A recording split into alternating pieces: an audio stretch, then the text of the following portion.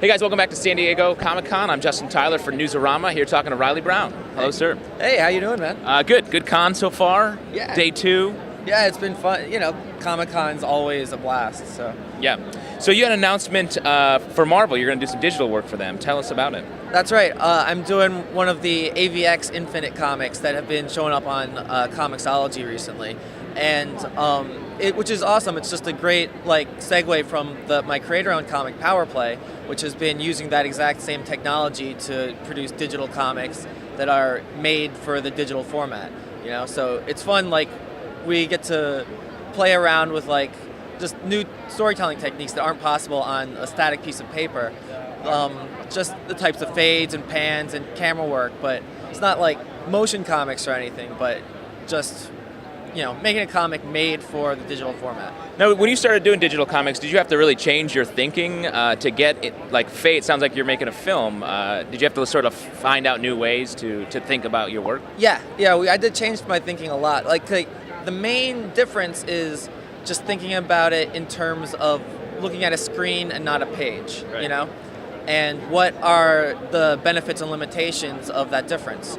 And so, I don't know. So a lot of the things, like we're using more film terminology, right.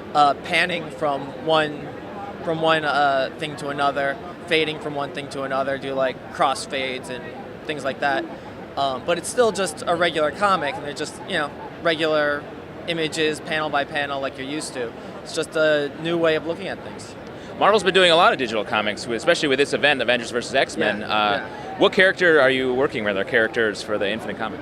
It is mostly Beast, Iron Man, and Scarlet Witch. And I don't want to get into the story too much. No one wants to hear about that. They're typical boring Avenger stuff. Just in space or something. But it's written by Mark Waid, and the storyboards are by Balak, who Mark's been working with a lot with his Thrillbent thing. Yeah. So it's really kind of like a digital comics dream team sort of coming together. Oh, nice. So. The Infinite comics, I'm really impressed with the level of work. When the first one that came out, I couldn't believe how great it was. So it's nice to have that as added value to the comic. Have they been talking about more and more of that, or when's it going to shift over fully? I don't know if it's ever going to shift over fully, but they're definitely looking at it more and more, because those first couple ones were so successful. Yeah.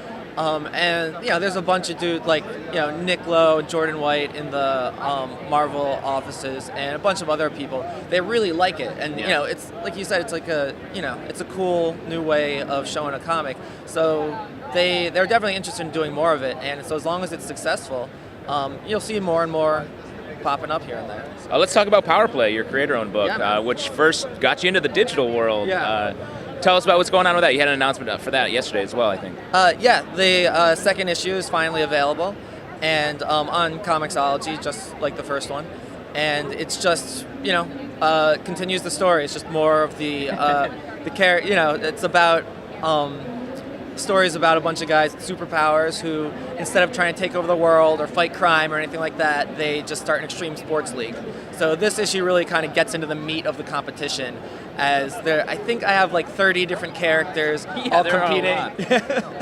And it's a lot of fun. Everyone has fun, goofy powers, and it's a blast. Yeah.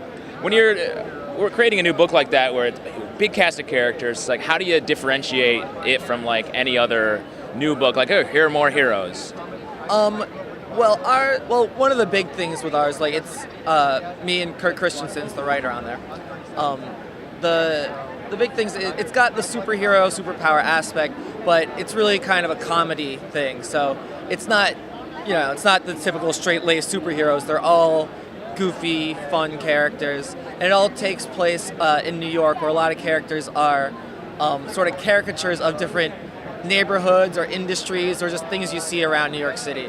So, it's just, so they're just fun characters to play with, and they have cool, interesting powers. One of my favorite characters is Sticky Fingers, whose abilities are to telekinetically control gum. And if you've ever walked around the streets of the city, you'll notice that there's gum literally everywhere. Yeah. It's covering everything. And when I noticed that, I was like, oh, Well, that's a power. Oh, That's a power right there. So inspiration strikes you right. at any time. Well, awesome. I wish you all the best with all that work, and you guys stay tuned for plenty more from Comic-Con.